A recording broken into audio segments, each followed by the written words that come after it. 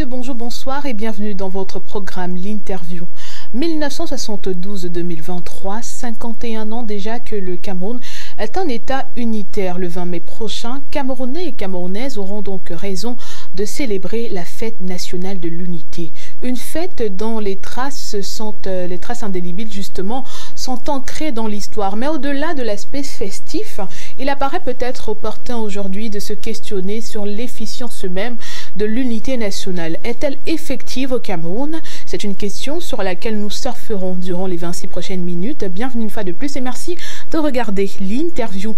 Guyard Kotor, c'est un psychosociologue, c'est lui qui est donc notre invité du jour. Il est avec nous sur le plateau et il nous fera justement l'honneur de répondre à nos questions. Guyard, bonjour, bonsoir et merci une fois de plus d'être parmi nous aujourd'hui. Merci Madame Nana, c'est moi qui vous remercie pour cette nouvelle invitation. Et j'espère que ça va, j'espère que ce sera à la hauteur des attentes de vos téléspectateurs. On espère également. Vous êtes en jaune, c'est l'une des couleurs du drapeau du Cameroun et aujourd'hui justement on parlera de l'unité nationale. C'est à dessein? Coïncidence. Alors justement Guyard, quand on va commencer par le basique, par ce qui est peut-être élémentaire, l'unité nationale, comment se définit-elle? À quel moment peut-on dire qu'un État est uni simplement? Pour comprendre simplement le concept de l'unité nationale, prenons simplement que l'unité nationale, c'est l'unité des peuples. C'est-à-dire que un pays est constitué sans doute par un certain nombre de peuples qui se retrouvent dans son territoire. Et donc, il faut arriver à rassembler tous ces peuples-là autour d'un idéal qui serait l'idéal promu par justement le pays. Donc, à quel moment est-ce qu'on pourrait dire qu'on est parvenu à l'unité du pays? C'est un processus. C'est un processus qui est continu.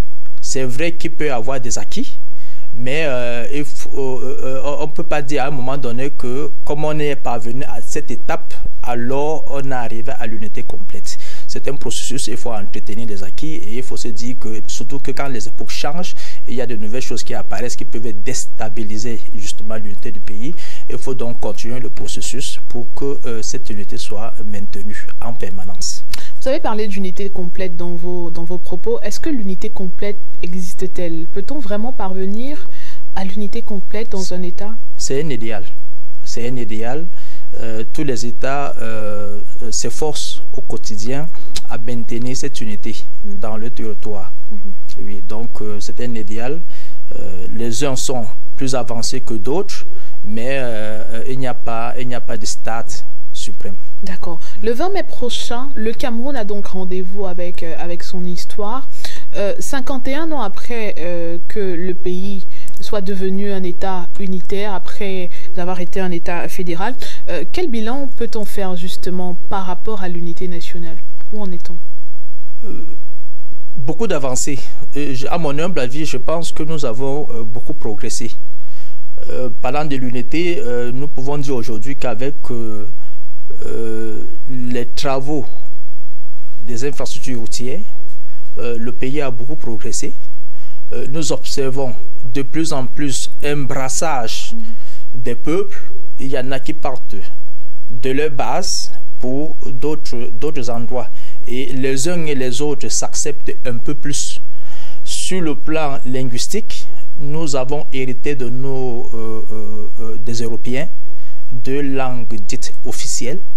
Français et anglais. Oui, le français et l'anglais justement. Aujourd'hui, on observe des personnes d'origine francophone qui s'expriment très bien en anglais, de même qu'il y a des personnes, on peut dire d'origine entre guillemets d'expression francophone, c'est mieux parce que d'origine, ça fait comme si vous sortez carrément de la France. De ces endroits-là, donc d'expression anglaise qui s'expriment de plus en plus en français.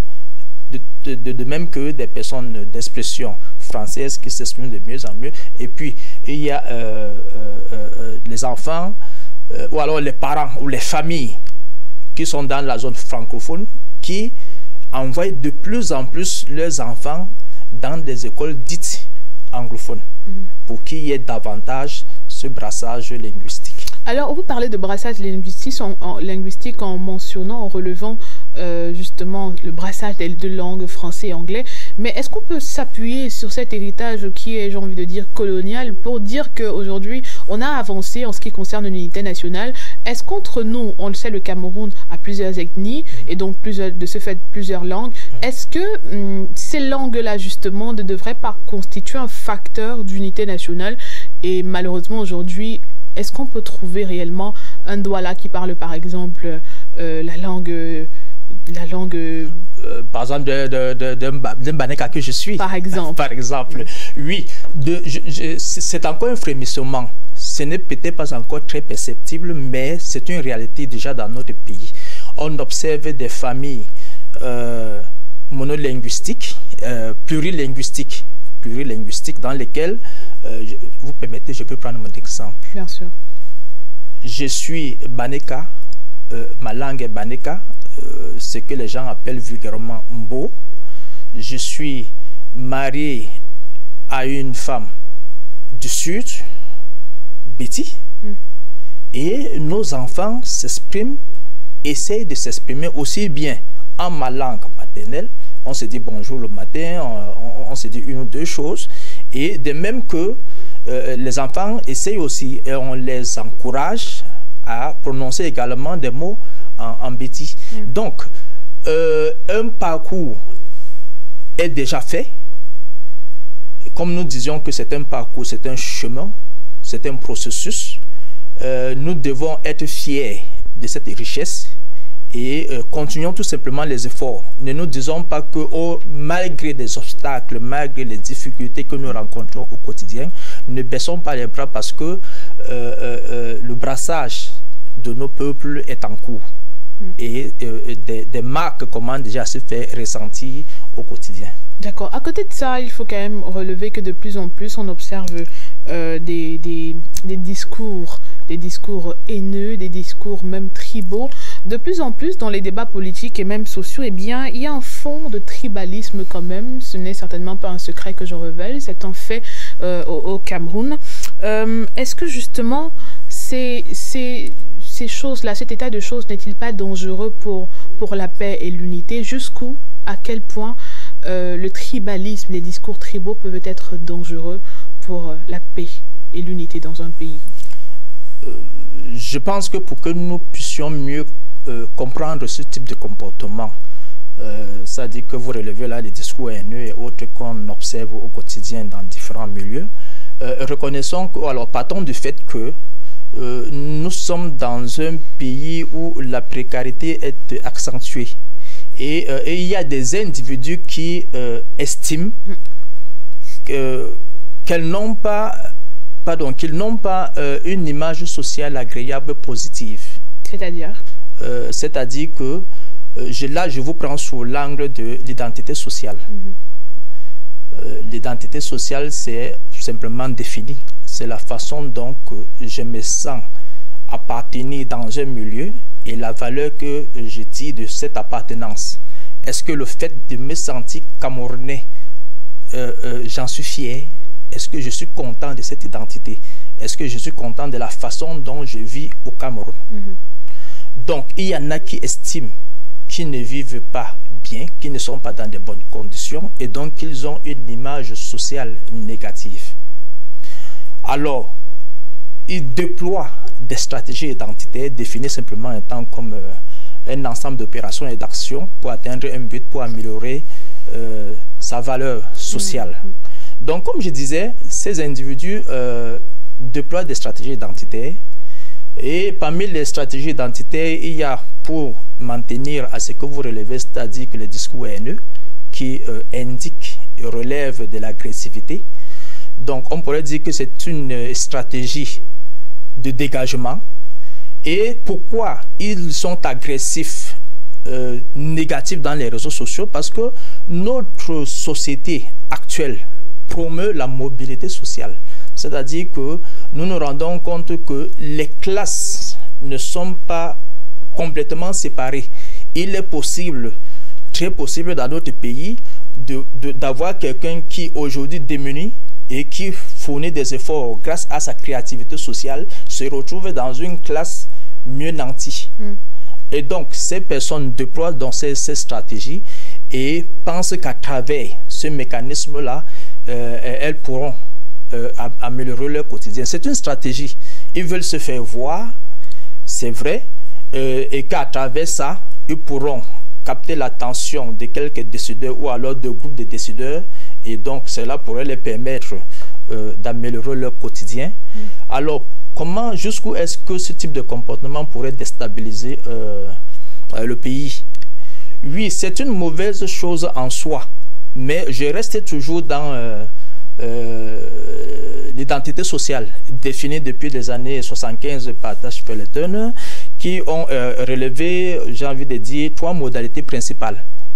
La mobilité individuelle ou la mobilité sociale. Mais c'est un mouvement qui est effectué par des individus de façon individuelle, par des personnes de façon individuelle. Il y a le changement social qui est un mouvement qui se fait de façon collective, et il y a la stabilité sociale, ceux qui pensent qu'ils se plaisent dans la situation dans laquelle ils se trouvent. Voilà.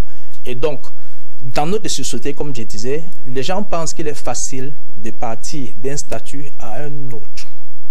Et donc, c'est vrai, ça va perturber, ça va influencer, mais comment on va dire ça?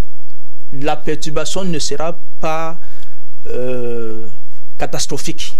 On aura effectivement des moments de conflit et autres, mais au fond, sachant que les individus reconnaissent où il y a la possibilité de partir d'un statut à un autre, les conflits n'auront pas un très grand impact, et donc notre équilibre sera relativement maintenu de temps en temps, sachant que les gouvernants vont s'arranger pour que cet équilibre soit.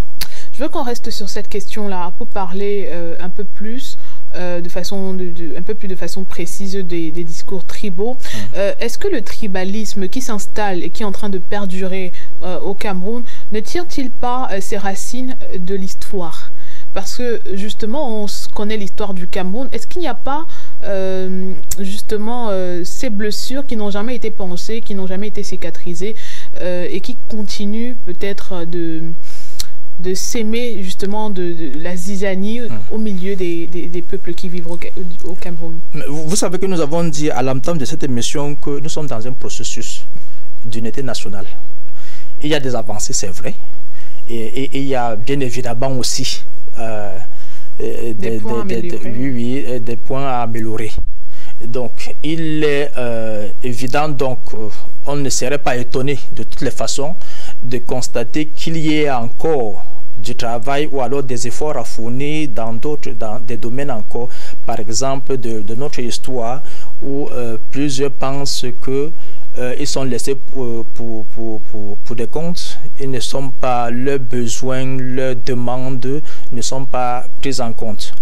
Mais vous savez aussi que dans ce processus-là, on va améliorer progressivement la situation des uns et des autres. C'est un processus, mais qu'il y ait des plaintes, qu'il y ait des revendications en soi, en principe, ce n'est pas une mauvaise chose. La forme peut blesser, la forme peut ne pas plaire, mais je pense qu'il est important que tout le peuple s'exprime, et ça va permettre aux gouvernants de prendre des décisions qui permettent à tout le monde de se sentir fier d'être Camerounais. Ces décisions-là ne doivent-elles pas être prises maintenant? On a vu le récent cas avec le petit cas, on a vu ce qui s'est passé de ce côté-là. Est-ce que ce n'est pas urgent? Est-ce que ce n'est pas une question urgente à résoudre si on veut parvenir à un état d'unité complète au Cameroun? Vous savez, lorsqu'on a un besoin, on le satisfait aussi avec les moyens dont on dispose. Vous comprenez un peu. C'est urgent, c'est vrai, mais il est aussi important que nous tous, nous fassions preuve de patience, de sérénité, de calme. Parce que si nous devons satisfaire tous les besoins de tous les peuples au même moment, je ne pense pas que nous ayons les moyens, aussi bien financiers que les moyens matériels, pour pouvoir satisfaire tout le monde. Si nous devons construire, on ne peut pas construire des routes du jour au lendemain. Vous comprenez? Ça veut dire que s'il faut relier, je prends ça comme ça, hein, deux régions ou 2 départements, il faut mobiliser les ressources financières pour ça. Et je ne pense pas que, au regard de la situation actuelle de notre pays, que nous puissions le faire.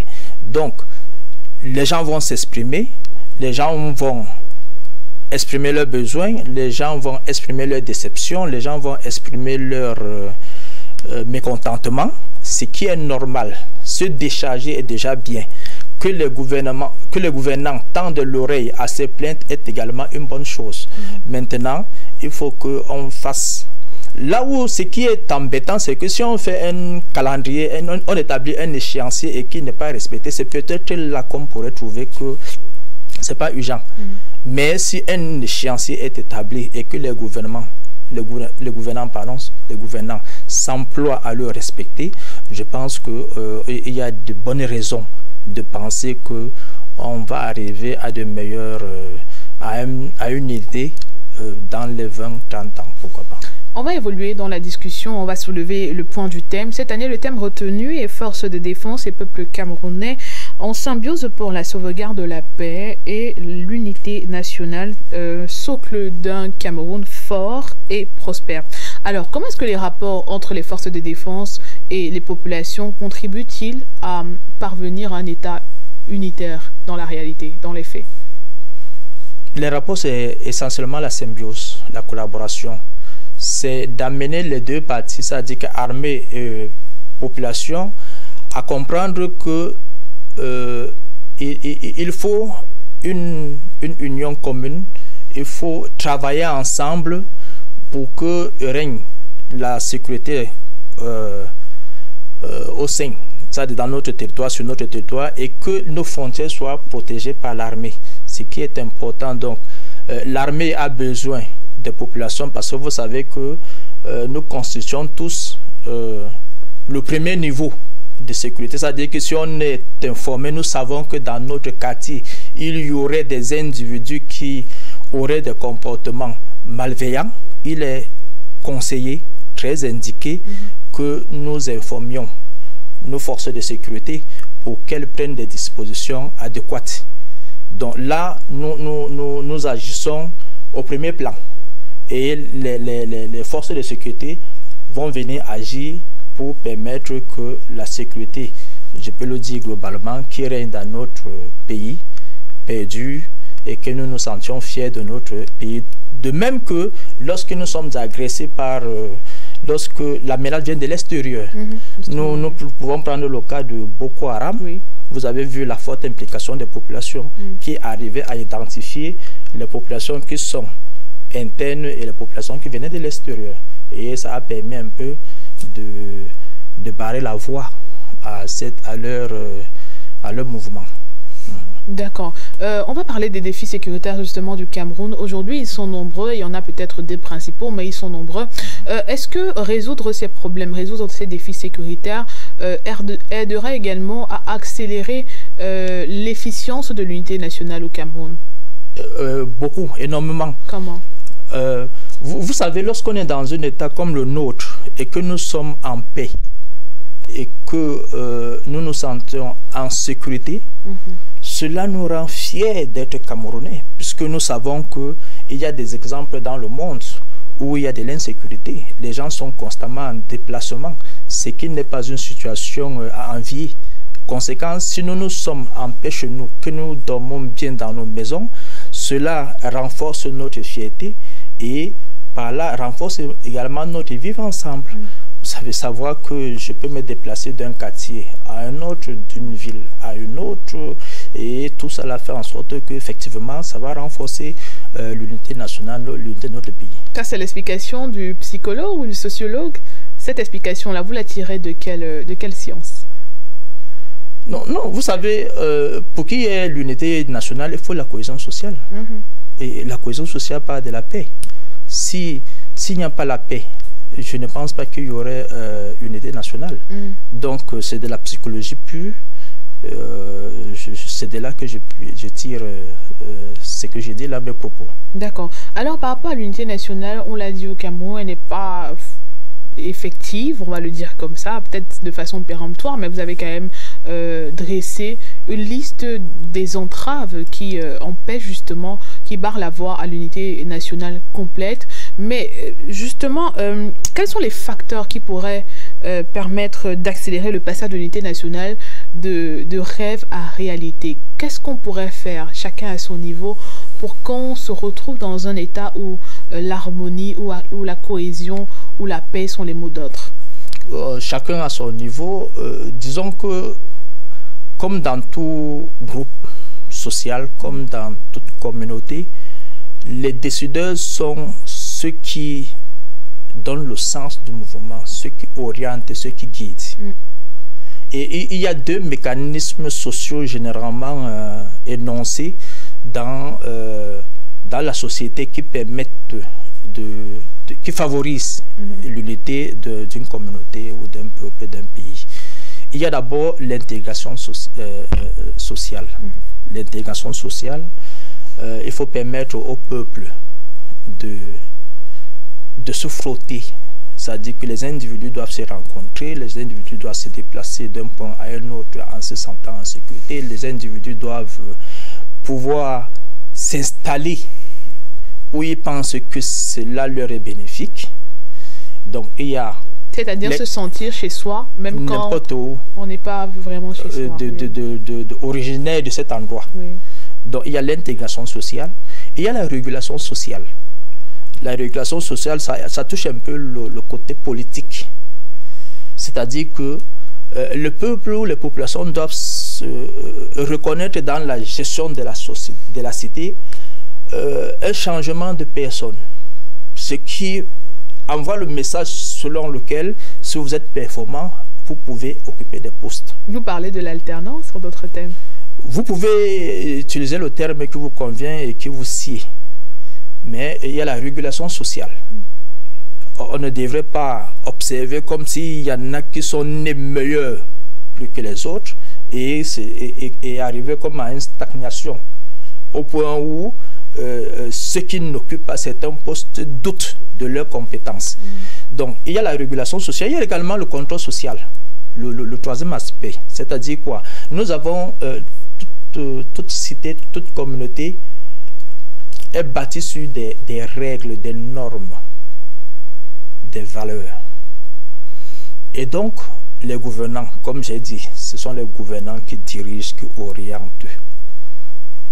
Les gouvernants doivent donc s'atteler à ce que le contrôle social soit effectif, que tout le monde respecte ces règles, ces normes-là, et qu'on n'ait pas l'impression que l'appréciation du non-respect d'une règle est fonction d'un statut qu'on occuperait dans la société. Vous comprenez un peu? Donc, si ces trois éléments sont réunis, je pense que nous pourrons progresser ou alors faire de grands bonds dans notre processus d'unité nationale. Si je vous ai suivi attentivement, vous interpellez les gouvernants dans ces trois points. Ça, c'est la part des gouvernants. Maintenant, en tant que Camerounais, en tant que Camerounaise, que devons-nous faire, chacun à son niveau, pour que la cohésion sociale, pour que l'unité nationale soit une réalité? Comment pouvons-nous y contribuer? Tout le monde, vous savez, j'insiste sur l'aspect, sur la participation, sur le rôle que je voulais dire, les gouvernants. J'ai dit que ce sont eux, les gouvernants, qui donnent le ton, qui orientent, qui sont comme des modèles, qui sont des exemples. Alors si les gouvernants ne font rien, pas ça. Pas que s'ils ne font rien, mais ils doivent définir les bases. Pour que les individus, pour amener les individus dans un processus de socialisation. Vous voyez, si les règles ne sont pas bien, si les règles ne sont pas respectées et que les individus qui ne respectent pas ces règles ne sont pas véritablement sanctionnés, le processus de socialisation qui interpelle les individus, parce que c'est là que je vais arriver. C'est-à-dire que les individus, il faut que les gouvernants amènent les individus à intérioriser les règles sociales qui définissent la cité pour que tout se passe tel que c'est défini. Parce que si, vous voyez, si un individu pense que c'est bien qu'il y a des règles, prenons le cas simple pour qu'on ne fasse pas beaucoup de la théorie. Rapidement. Oui. Nous avons la circulation routière et nous avons le benziculeur qui va dans le sens inverse, le sens contraire. Et il est interpellé par un agent de la police. Et s'il se rend compte qu'il lui suffit juste de mettre la main dans sa poche et d'étendre la main par la suite à l'agent de maintien de l'ordre, et c'est parti. Il va le faire au quotidien. Vous voyez un peu. Par contre, si l'agent de sécurité de la police fait respecter effectivement, ça c'est le contrôle social, le respect des règles, s'il fait respecter effectivement l'entrave ou sanctionne l'entrave, le mauvais comportement qu'ils viennent d'avoir cet usager de la circulation, je pense que le message passera et les individus vont mieux s'impliquer dans ce processus de respect des règles. C'est vrai, les individus doivent respecter les règles parce que c'est tout ce qui est tout à fait normal, mais il faut que le processus de socialisation, ce que vous appelez, ou alors ce que nous appelons au quotidien l'éducation. L'éducation a deux versants, frustration et gratification. Vous vous comportez mal, on vous frustre.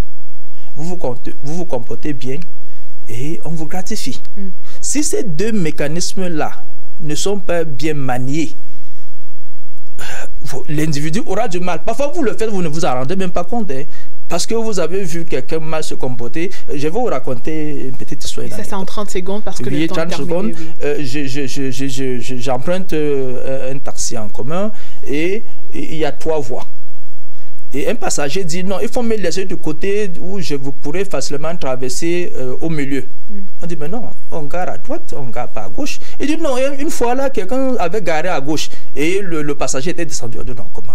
S'il avait fait peut-être parce qu'il y avait embouteillage, s'il n'avait pas dit que c'est comme ça que ça se passe. Vous voyez un peu le mécanisme psychologique. Quand on l'a vu faire une fois, on pense que c'est normal. Et s'il n'y a pas de respect des règles, on va dans tous les sens. Les gouvernants ont un grand rôle à jouer. Et c'est avec ces mots qu'on va conclure cette émission. Merci beaucoup d'avoir répondu à nos questions. Merci beaucoup également. J'espère que les téléspectateurs seront satisfaits de notre intervention encore aujourd'hui. Et aux téléspectateurs, justement, on dit merci de nous avoir regardés. Au plaisir de vous retrouver bientôt pour une autre sortie de votre programme interview. D'ici à la portez-vous bien, regardez nos programmes qui se poursuivent.